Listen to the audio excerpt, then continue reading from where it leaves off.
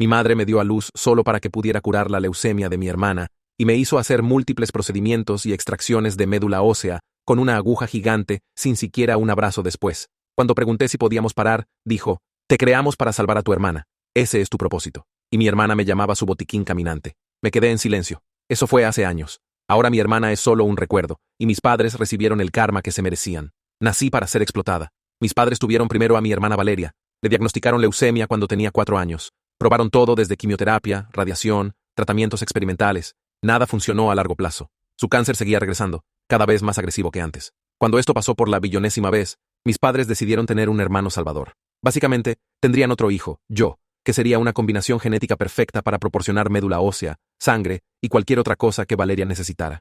Descubrí que solo nací para ser su donante de órganos cuando tenía 7 años. Antes de eso, solo pensaba que todos los niños pasaban la mitad de sus vidas en hospitales siendo pinchados con agujas. No conocía nada diferente. Mi recuerdo más temprano es estar en una cama de hospital. Debía tener unos 3 años. Recuerdo llorar porque me dolía el brazo de donde habían sacado sangre. La aguja parecía enorme a mis ojos de niña pequeña, y el pinchazo se sentía como fuego corriendo por mis venas. Mi madre estaba ahí, pero no me estaba consolando. Solo estaba mirando su reloj y preguntándole a la enfermera cuánto tiempo más tomaría. Tan pronto como terminaron, me sacó corriendo de ahí para regresar con Valeria, sin siquiera pausar para limpiar mis lágrimas u ofrecer un abrazo reconfortante. Así era prácticamente siempre. Valeria era la niña real. Yo era solo la farmacia caminante. La diferencia en la forma en que nos trataban era marcada. A pesar de estar sana, nunca tuve fiestas de cumpleaños creciendo. Valeria sí las tenía, cuando estaba lo suficientemente bien. Tenía grandes con todos sus amigos de la escuela y toneladas de regalos envueltos en papel brillante con moños coloridos. Nunca me permitían unirme porque podría exponer a Valeria a gérmenes después de uno de sus tratamientos. Entonces, solo miraba desde las escaleras.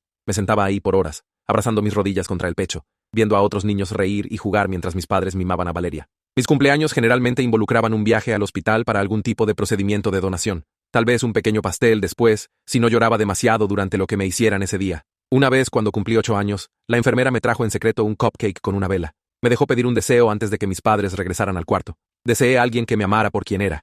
Solía esforzarme mucho en la escuela, pensando que tal vez si sacaba buenas calificaciones, mis padres me notarían por algo más que mi tipo de sangre compatible. Traje a casa un premio por un proyecto de ciencias en 2º grado. Había pasado semanas trabajando en un modelo detallado del sistema solar con planetas pintados a mano y órbitas cuidadosamente medidas. Mi madre le echó un vistazo y dijo, «Qué lindo», antes de preguntar si había tomado mis suplementos de hierro, porque necesitaban sacar más sangre ese fin de semana. El certificado terminó arrugado en el fondo de mi mochila. Dejé de intentar después de un tiempo. Valeria tampoco era amable conmigo. Cuando se sentía bien, lo cual no era frecuente, encontraba maneras de recordarme por qué existía. Me llamaba su botiquín caminante o repuestos. Una vez cuando tenía como 6 años, la encontré revisando mi cómoda. Cuando pregunté qué estaba haciendo, dijo que estaba revisando qué era suyo. Me dijo que mis riñones, mi médula ósea y mi sangre le pertenecían todos a ella. Le creí por años.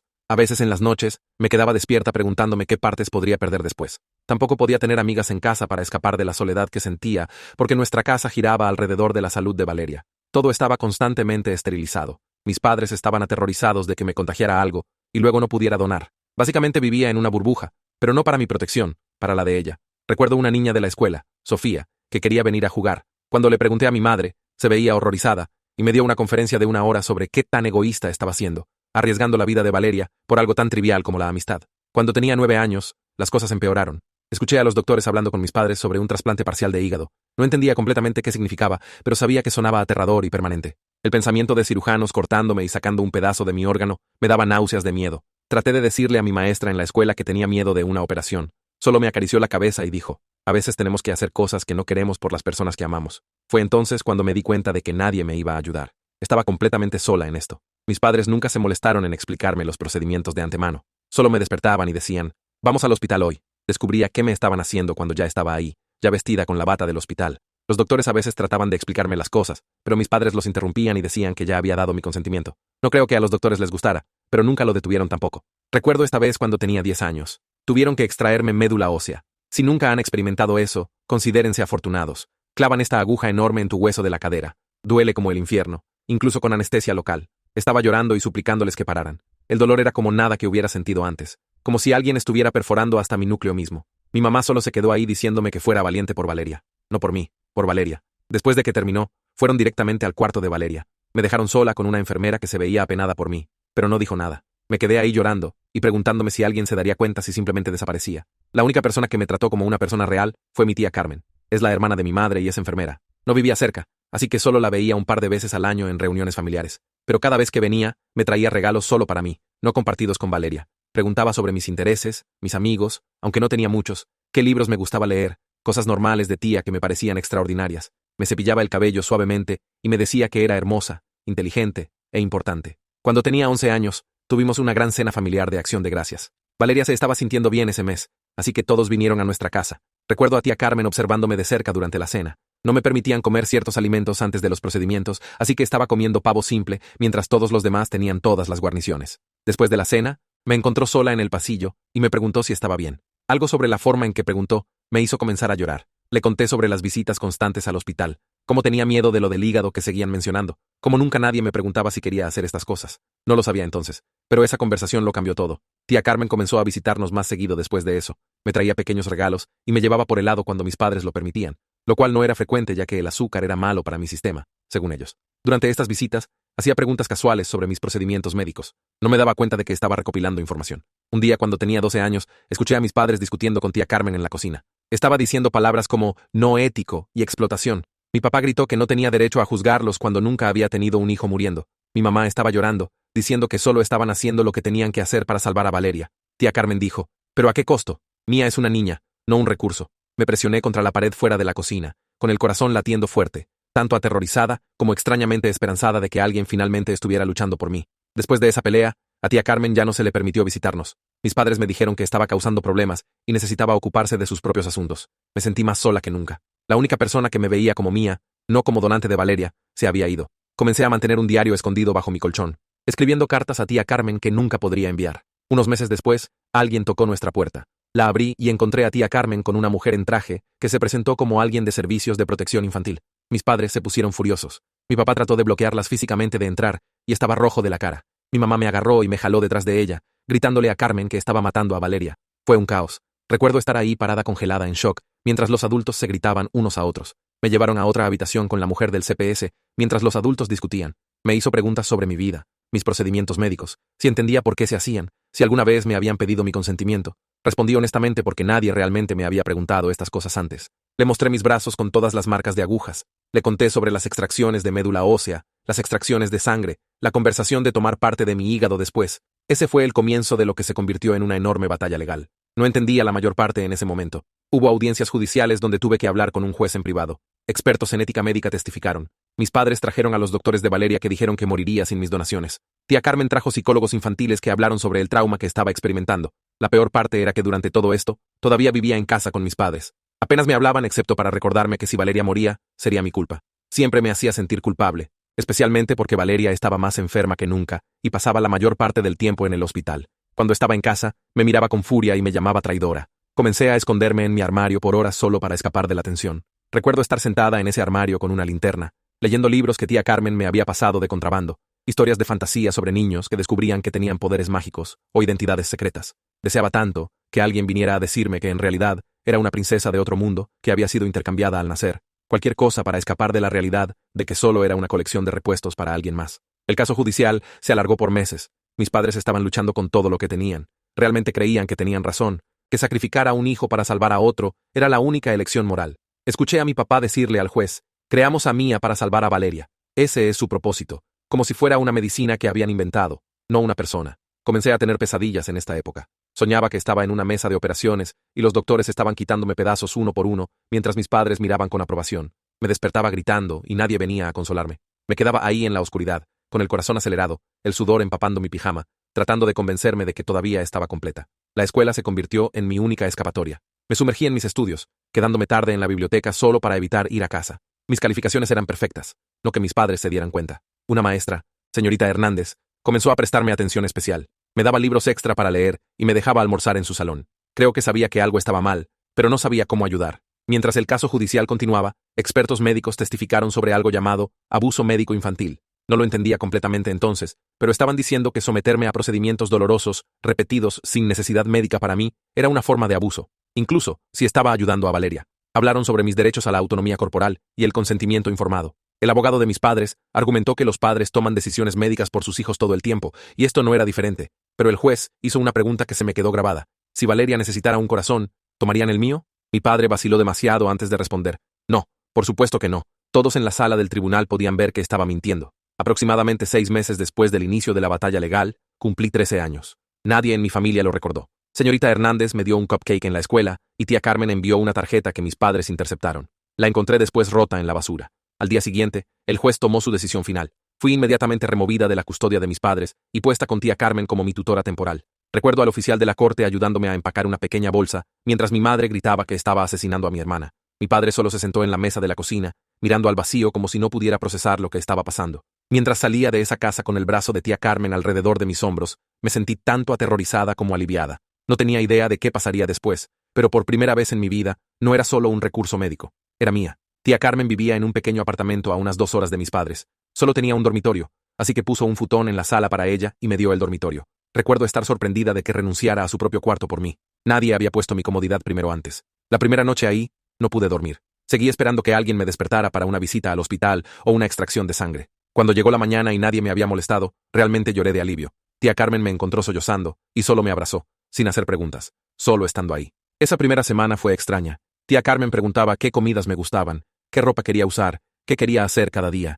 Tener opciones era abrumador después de toda una vida de que me dijeran qué hacer. Seguía pidiendo permiso para cosas básicas como usar el baño o tomar un vaso de agua. Cada vez, tía Carmen me recordaba gentilmente que no necesitaba permiso para satisfacer mis propias necesidades. Había estado con tía Carmen por unas 2 semanas cuando recibimos la noticia de que la condición de Valeria se estaba deteriorando rápidamente. Sin mis donaciones, su cuerpo estaba rechazando los tratamientos anteriores. Sentí esta mezcla extraña de culpa y alivio. Parte de mí se sentía terrible de que alguien estuviera sufriendo por mi culpa, pero otra parte, una parte de la que me avergonzaba, se sentía validada, como si la corte hubiera tenido razón al sacarme de esa casa. Tía Carmen nunca me presionó al respecto, solo me dijo lo que estaba pasando de manera calmada y factual, luego preguntó si tenía alguna pregunta. Cuando pregunté si estaba matando a mi hermana al no donar más, me sentó en la mesa de su cocina y me miró directamente a los ojos mientras dijo, Mía, no eres responsable de mantener viva a otra persona a costa de tu propia salud y bienestar, ni siquiera tu hermana.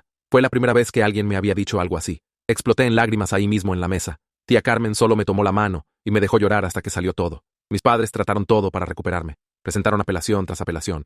Fueron a canales de noticias locales hablando sobre cómo yo era la única esperanza de su hija. Incluso hicieron que Valeria grabara un video desde su cama de hospital suplicándome que dejara de ser egoísta y simplemente hiciera lo correcto. Estaba tan pálida y delgada y tenía círculos oscuros en los ojos. Casi cedí. Pero tía Carmen me recordó que mis padres eran los adultos que nos habían puesto a ambas en esta situación imposible. La corte me asignó un terapeuta, doctora Vázquez. Su oficina tenía este sofá grande y cómodo, donde me sentaba abrazando una almohada mientras hablábamos. Al principio, no dije mucho. Tenía miedo de que cualquier cosa que dijera pudiera de alguna manera llegar a mis padres o ser usada en mi contra en la corte. Mía, todo lo que me digas se queda entre nosotras, me aseguró durante nuestra segunda sesión. Este es tu espacio seguro para hablar sobre cualquier cosa que estés sintiendo. Lentamente, comencé a abrirme. Le conté sobre las pesadillas, sobre cómo a veces revisaba mi cuerpo por partes faltantes cuando me despertaba.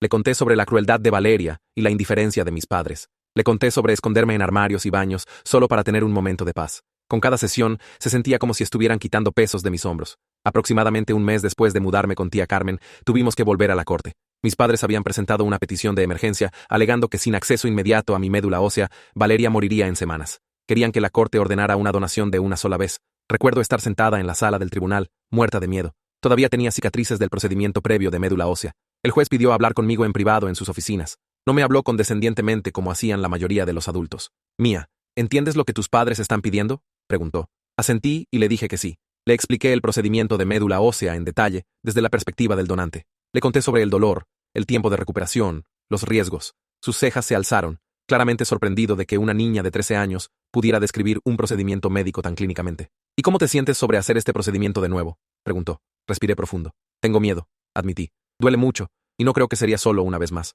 Nunca lo es. El juez asintió. Luego me preguntó algo que nadie había preguntado antes. ¿Qué quieres para tu futuro, Mía? La pregunta me tomó desprevenida. Nunca me habían permitido pensar en mi futuro como separado de Valeria. Después de un momento, le dije que quería ir a la escuela regularmente, tal vez unirme a un club y hacer amigos, cosas normales de niños que siempre habían sido imposibles antes. El juez negó la petición de mis padres. Decidió que forzarme a someterte a un procedimiento doloroso e invasivo en contra de mi voluntad constituía agresión. También hizo a tía Carmen mi tutora legal permanente y otorgó una orden de restricción contra mis padres. No podían acercarse a menos de 500 metros de mí o contactarme directamente. Cuando salimos del tribunal, había reporteros esperando. Mis padres estaban dando una entrevista llorosa sobre cómo el sistema de justicia había firmado la sentencia de muerte de su hija. Tía Carmen me protegió de las cámaras y me llevó corriendo a su auto. Me agaché en el asiento trasero mientras nos alejábamos, sintiéndome tanto poderosa como terrible al mismo tiempo. 2 semanas después, Valeria murió. Me enteré cuando llegué a casa de la escuela y encontré a tía Carmen esperándome con una expresión seria. Me sentó y me lo dijo suavemente. Aunque lo había estado esperando,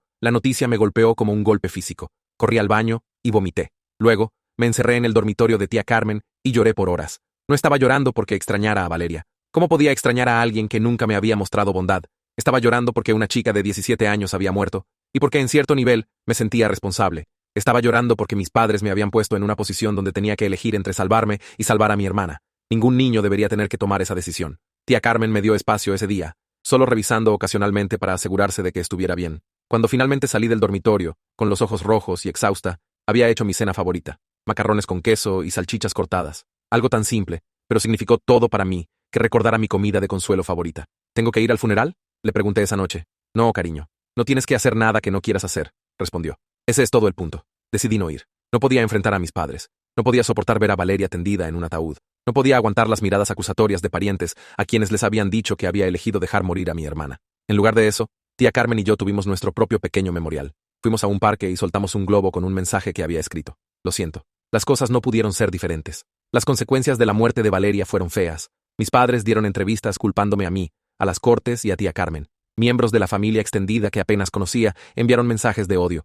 Alguien incluso creó una página de redes sociales llamada Justicia para Valeria con mi foto escolar, llamándome asesina. Tía Carmen lo reportó y lo hicieron quitar, pero no antes de que los niños en la escuela lo hubieran visto. Ir a la escuela se convirtió en una pesadilla. Los susurros me seguían por el pasillo. Es ella, la chica que mató a su hermana. Alguien pintó con spray asesina en mi casillero. Comencé a tener ataques de pánico en medio de la clase, mi corazón latiendo tan rápido que pensé que podría morir. La consejera escolar trató de ayudar, pero estaba completamente fuera de su alcance. Después de un incidente particularmente malo donde algunos niños me acorralaron en el baño, tía Carmen decidió que necesitábamos mudarnos. Pidió una transferencia en el hospital donde trabajaba como enfermera, y en un mes, nos reubicamos en un pueblo pequeño en Colorado, a unas 1000 millas de mi vida anterior. Cambió legalmente mi apellido al suyo, Morales en lugar de García, para darme un nuevo comienzo. Nuestro nuevo lugar era una pequeña casa de 2 dormitorios con patio. Por primera vez, tuve mi propio cuarto que realmente estaba destinado a ser un dormitorio, no un armario de suministros médicos con una cama. Tía Carmen me dejó elegir el color de la pintura, azul claro, y ropa de cama cubierta de estrellas.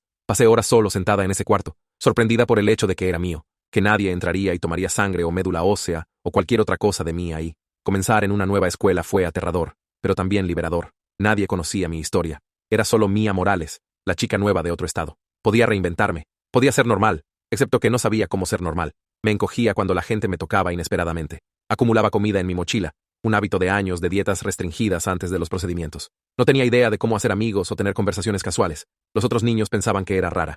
Tía Carmen me encontró una nueva terapeuta, doctora López. Se especializaba en trauma y niños que habían experimentado abuso médico. Nuestras sesiones eran diferentes a las que tenía con doctora Vázquez. Además de hablar, también hacíamos actividades diseñadas para ayudarme a procesar mis experiencias. Hice una línea de tiempo de mi vida, marcando procedimientos médicos en rojo y experiencias positivas en azul. El papel era principalmente rojo hasta el punto donde tía Carmen tomó mi custodia. ¿Qué notas sobre esta línea de tiempo?, me preguntó doctora López. Mi vida apestaba y ahora no, dije. Sonrió. Veo a una joven muy resiliente que sobrevivió una infancia extremadamente difícil y ahora está construyendo una nueva vida. No me sentía resiliente. Me sentía rota. Tenía pesadillas casi todas las noches. Luchaba para confiar en alguien además de tía Carmen. Saltaba con ruidos fuertes. Tenía esta sensación constante de que algo malo estaba por pasar, que esta nueva vida era temporal y me enviarían de vuelta a ser explotada otra vez. Doctora López me enseñó estrategias de afrontamiento después de que le conté todo eso. Ejercicios de respiración profunda, técnicas de conexión a tierra, autoconversación positiva. Algunos días ayudaban, otros días nada funcionaba para calmar la bola de ansiedad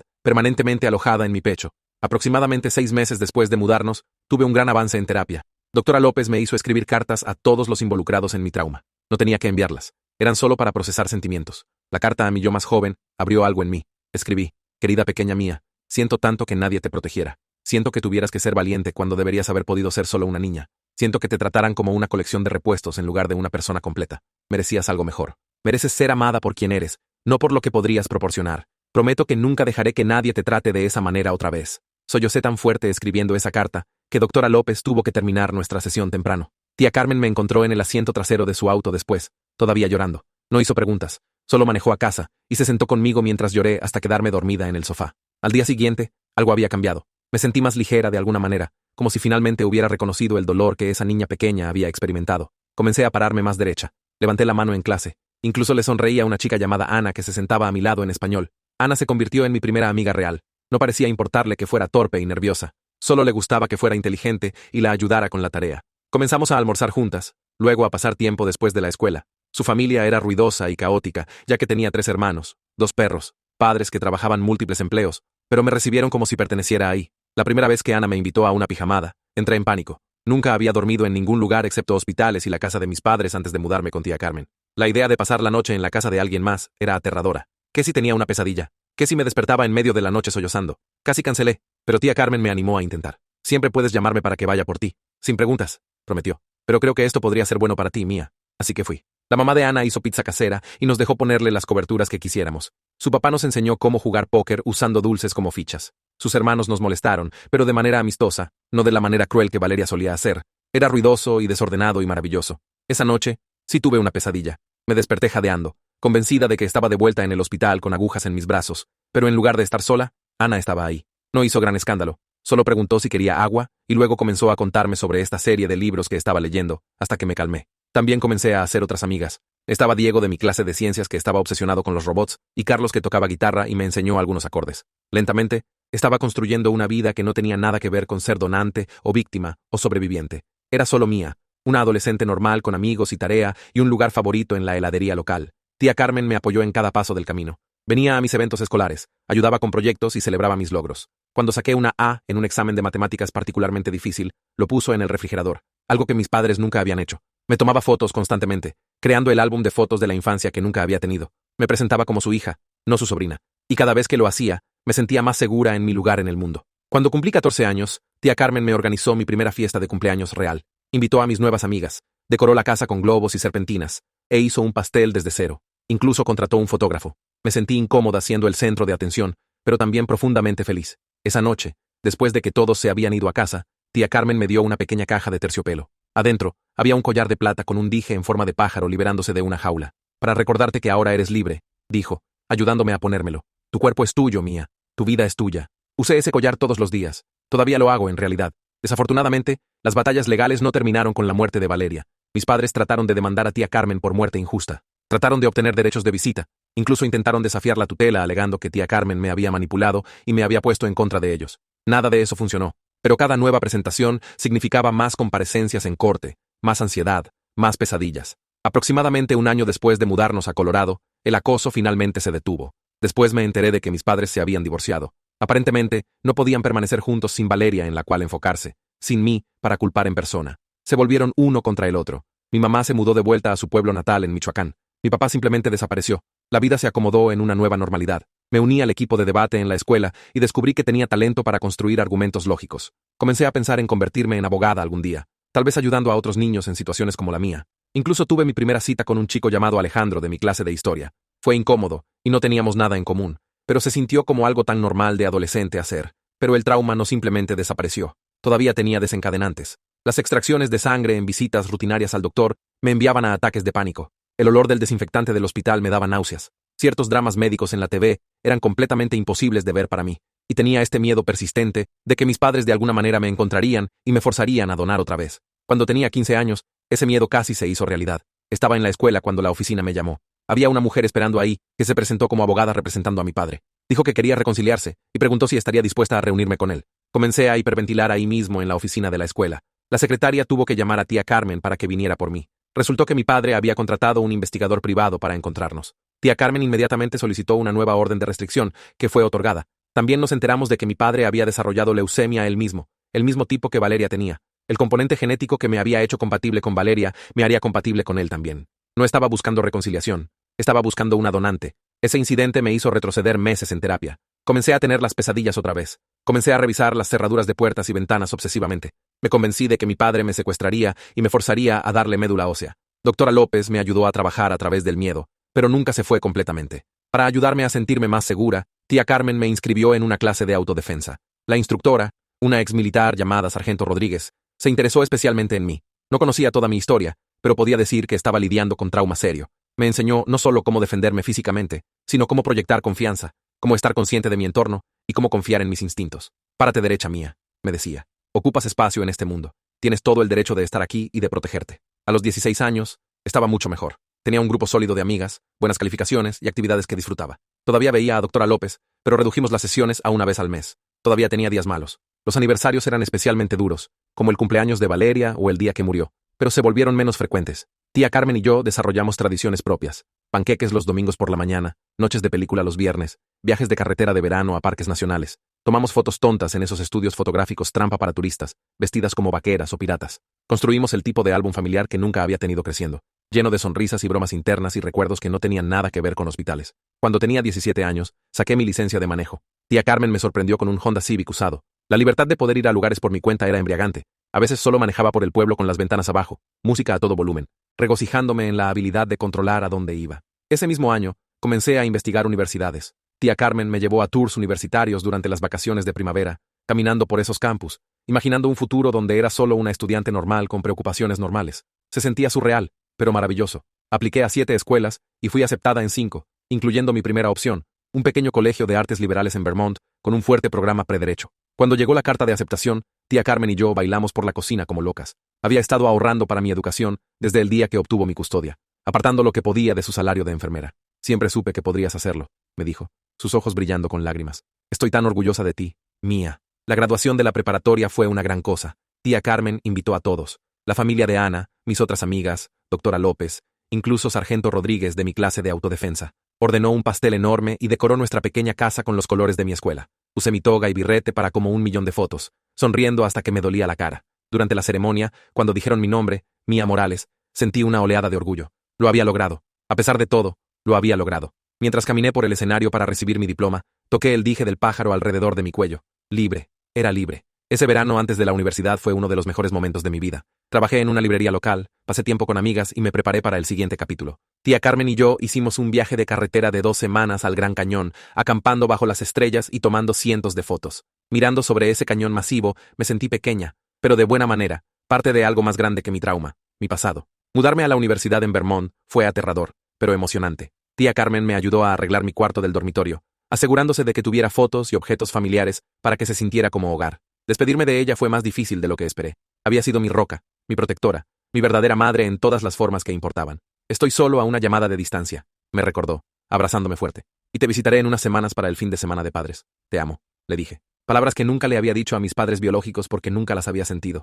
Yo también te amo, pequeña, más de lo que jamás sabrás. La universidad fue un nuevo comienzo. Nadie ahí conocía mi historia, a menos que eligiera compartirla. Era solo mía, estudiante de primer año de prederecho. Decoré mi lado del cuarto del dormitorio con luces de hadas y fotos mías con tía Carmen y mis amigas de Colorado. Mi compañera de cuarto, Patricia, era una estudiante de música de Chicago con una risa contagiosa y una impresionante colección de discos de vinilo vintage. Me sumergí en las clases, uniéndome a grupos de estudio y levantando la mano en discusiones. Me apunté al equipo de debate y un grupo de defensa estudiantil que trabajaba en temas de derechos de los niños. Hice nuevas amigas, fui a fiestas, aunque nunca bebí. La idea de no tener control de mi cuerpo todavía era aterradora, y comencé a construir una vida universitaria. Todavía había desafíos. El examen médico obligatorio de primer año me envió a un ataque de pánico tan severo que el centro de salud del campus tuvo que llamar a tía Carmen. Después de ese incidente, obtuve una acomodación médica oficial que me permitía tener a tía Carmen u otra persona de apoyo presente para cualquier procedimiento médico, sin importar qué tan rutinario fuera. También luché con la intimidad.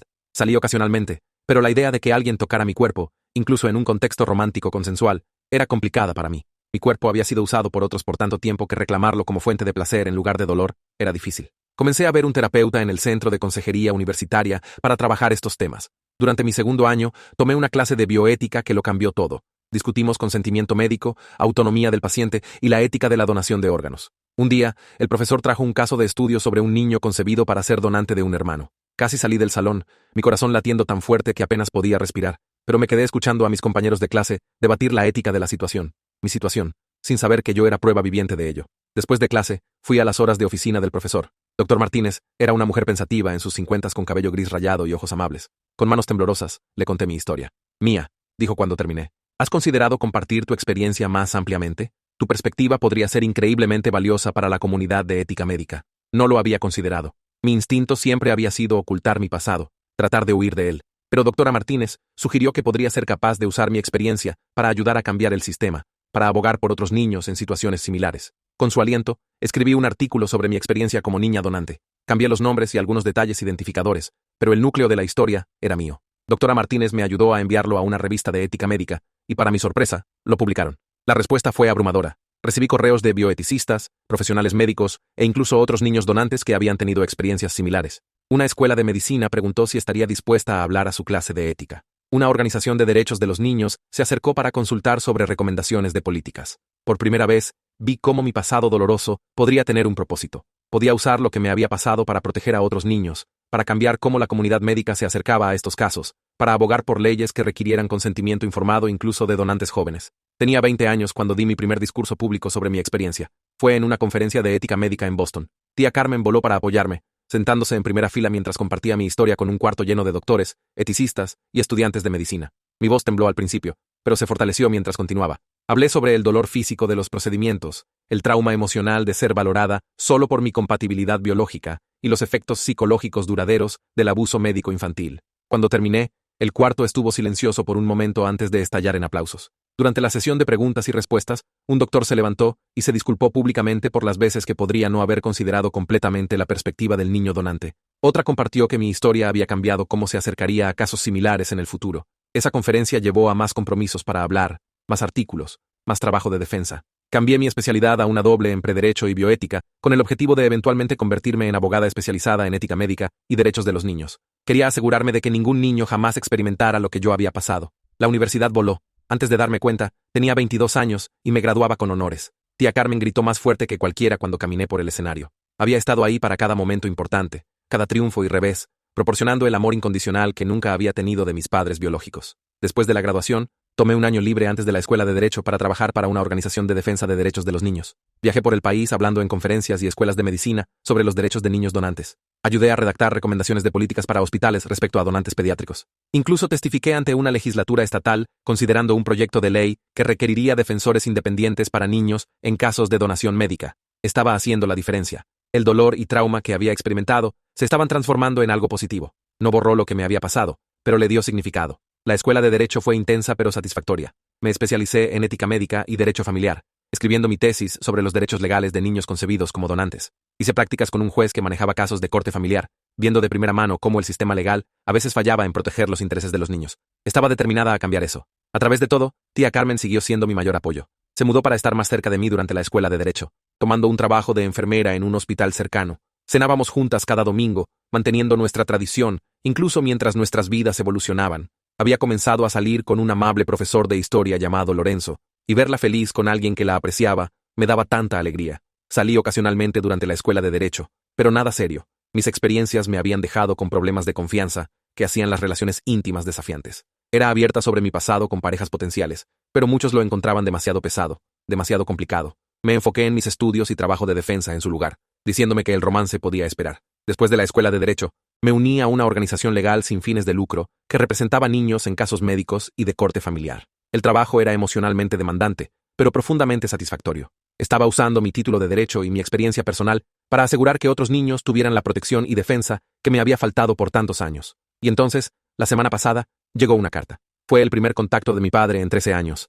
Ver su letra en el sobre me envió directo de vuelta a ser esa niña asustada e indefensa. La había estado cargando por días, incapaz de abrirla, pero incapaz de tirarla tampoco. Tía Carmen se ofreció a leerla primero, para filtrarla por cualquier cosa que pudiera ser demasiado perturbadora. Pero necesito hacer esto yo misma. Necesito enfrentar lo que esté adentro, sea una disculpa, una justificación u otro intento de manipularme. Así que estaba sentada en la mesa de la cocina, finalmente lista para abrir esta carta y enfrentar mi pasado una vez más. Respiré profundo y finalmente rasqué el sobre. Mis manos estaban temblando, pero me recordé que ya no era esa niña pequeña asustada. La letra de mi padre está más temblorosa de lo que recuerdo. La carta está despareja e inclinada por la página. Comienzo a leer. Mía, espero que esta carta te encuentre bien. Ha pasado mucho tiempo. He estado tratando de encontrarte por años. Sé que probablemente me odias y no te culpo. Lo que te hicimos estuvo mal. Lo veo ahora. Valeria se fue hace 13 años, y he tenido mucho tiempo para pensar sobre todo. Estoy enfermo, Mía. La misma leucemia que Valeria tenía. Los doctores dicen que sin un trasplante de médula ósea, tengo tal vez 6 meses. Sé que no tengo derecho a pedirte nada, pero eres mi única esperanza. Compartimos la misma genética que te hizo compatible con Valeria. Los doctores dicen que serías mi mejor oportunidad. No te estoy pidiendo que lo hagas por mí. Te estoy pidiendo que lo hagas para que pueda tener la oportunidad de arreglar las cosas, de disculparme apropiadamente por cómo te tratamos. No eras solo una donante para mí, Mía. También eras mi hija. Solo perdí de vista eso. Estoy incluyendo mi información de contacto. Por favor, solo piénsalo, papá. Había un número de teléfono y una dirección en Phoenix en el fondo de la página. Lo miré fijamente por mucho tiempo, leyéndolo una y otra vez. Miro la carta por mucho tiempo, leyéndola una y otra vez. Mis emociones estaban por todas partes. Ira, lástima, incredulidad y esta extraña sensación de déjà vu. Era como si tuviera 15 años otra vez, descubriendo que me estaba buscando como donante. Quiere mi médula ósea. Le dije que tiene leucemia. Hubo silencio del otro lado por un momento. Entonces, tía Carmen suspiró. Oh, Mía, ¿estás bien? No lo sé, admití. Parte de mí quiere romper la carta y olvidar que la recibí. Otra parte se siente culpable, como si tal vez debiera ayudarlo. Esta es tu decisión, dijo cuidadosamente. Pero recuerda lo que siempre hemos dicho. Tu cuerpo es tuyo. No le debes partes a nadie, ni siquiera a tu padre. Después de que colgamos, me senté con la carta por horas. Decidí dormirlo. Para la mañana, sabía lo que necesitaba hacer. Necesitaba verlo. No para darle mi médula ósea, sino para mirarlo a los ojos como adulta. Para mostrarle que sobreviví, que construí una vida a pesar de todo lo que hizo. Reservé un vuelo a Phoenix para el siguiente fin de semana. No llamé con anticipación. Quería ver su reacción genuina cuando apareciera en su puerta. Cuando llegué a su lugar, me tomó 20 minutos reunir valor. Pero entonces fui y toqué. Y cuando mi padre abrió la puerta, no se veía nada como lo recordaba. El hombre fuerte e intimidante de mi infancia se había ido, reemplazado por alguien frágil y vaciado. Su ropa le quedaba demasiado grande. Su cara está delgada, su piel pálida. Lo único que reconocí fueron sus ojos. Me miró con shock. Mía, asentí. ¿Viniste? Susurró. No pensé que lo harías. No estoy aquí para donar, dije inmediatamente. Solo necesitaba verte. Asintió lentamente. Es justo. ¿Quieres entrar? Su apartamento era pequeño y escasamente amueblado. Había una cama de hospital instalada en lo que debería ser la sala con postes de IV y botellas de medicina en una mesa lateral. El lugar olía a enfermedad y desinfectante.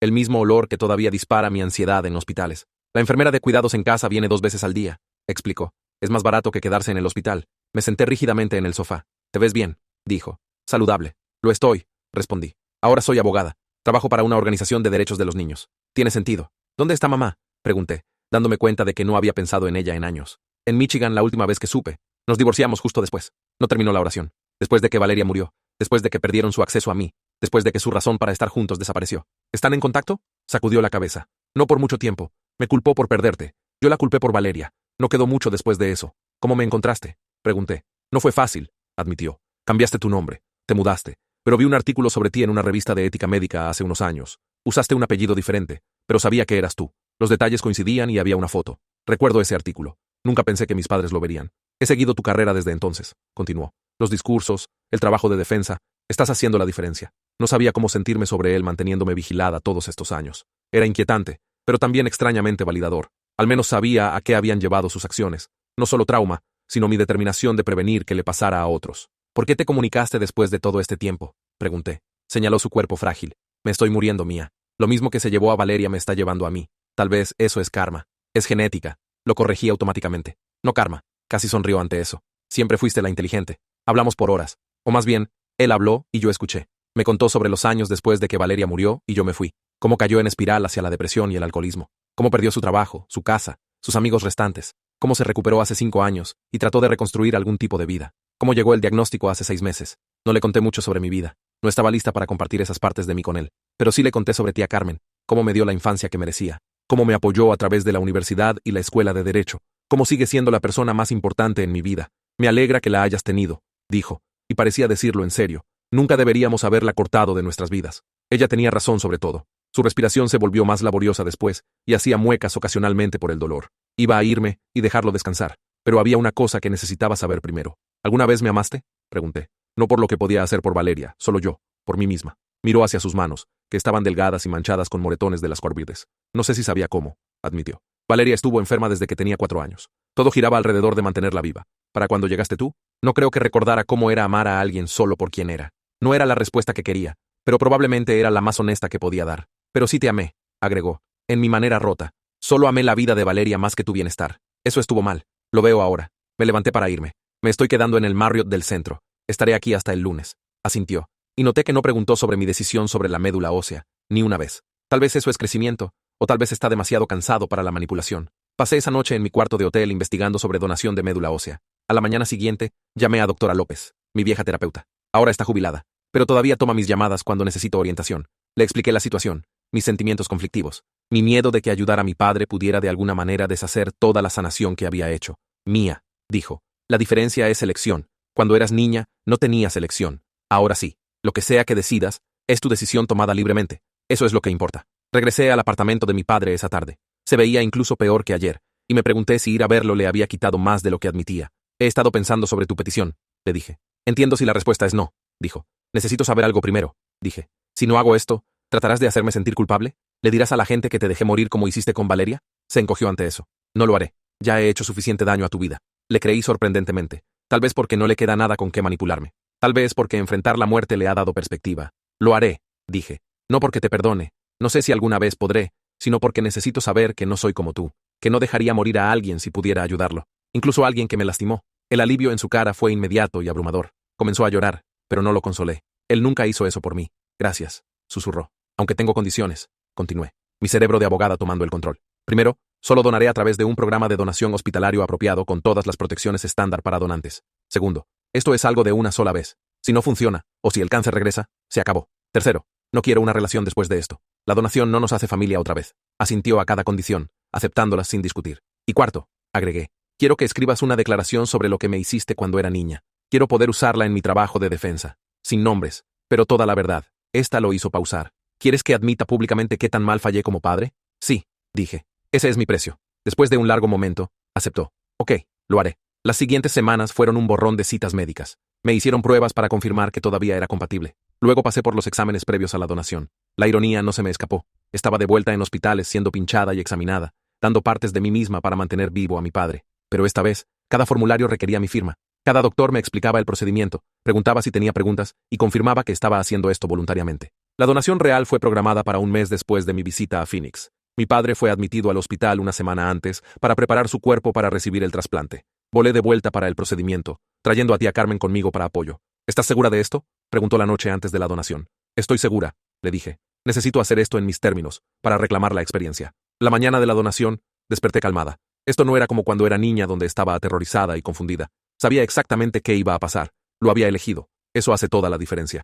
El procedimiento en sí fue tan incómodo como recordaba. La aguja grande entrando en mi hueso de la cadera causó un dolor profundo y punzante que el anestésico local no bloqueó completamente. Pero respiré a través de él, recordándome con cada respiración que elegí esto. Mi cuerpo es mío, y estoy eligiendo compartir una parte de él. Después, estaba adolorida, pero bien. Los doctores querían que me quedara la noche para observación. Procedimiento estándar para donantes de médula ósea. Tía Carmen se quedó conmigo, leyendo en voz alta de mi libro favorito, como solía hacer cuando estaba enferma de adolescente. Al día siguiente, antes de que me dieran de alta, fui a ver a mi padre. Estaba en aislamiento para proteger su sistema inmune comprometido. Tuve que usar mascarilla, bata y guantes para entrar a su cuarto. Se veía terrible. La quimioterapia previa al trasplante había arrasado lo que quedaba de su fuerza, pero había esperanza en sus ojos. Los doctores dicen que tu médula es perfecta, me dijo. Están optimistas. Bien. Escribí la declaración que querías, dijo, señalando débilmente una carpeta en su mesa de noche. Todo, la verdad.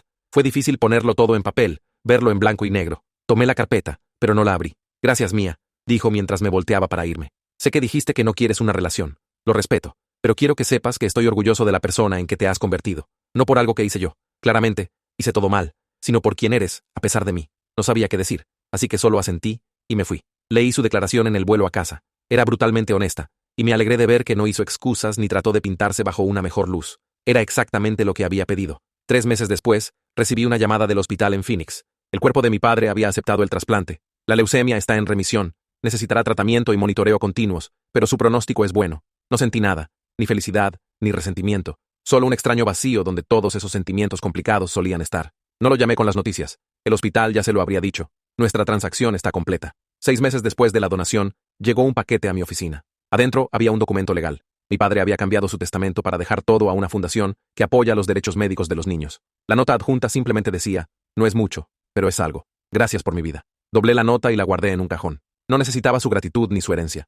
Hice lo que hice por mí, no por él. Continué mi trabajo de defensa usando la declaración de mi padre anonimizada en presentaciones sobre los derechos de niños donantes. Era poderosa viniendo de la perspectiva de los padres, admitiendo las fallas éticas que parecían justificadas en el momento. También comencé a salir con alguien, Roberto, un compañero abogado que trabajaba en casos de derechos de discapacitados. Fue paciente con mis problemas alrededor del contacto físico. Lentamente, aprendí a confiar en él con mi cuerpo, a creer que la intimidad puede ser sobre placer mutuo, en lugar de tomar unilateral. No volví a saber de mi padre, qué es lo que quería. Tía Carmen ocasionalmente pasaba actualizaciones que recibía del hospital. Todavía estaba en remisión. Se mudó a un mejor apartamento. Estaba haciendo trabajo voluntario con pacientes de cáncer. Escuchaba pero no respondía. Ese capítulo de mi vida está cerrado. En el 13º aniversario del día que tía Carmen obtuvo mi custodia, tuvimos una pequeña celebración. Solo nosotras dos, más Lorenzo y Roberto. Lo llamamos mi Día de la Libertad.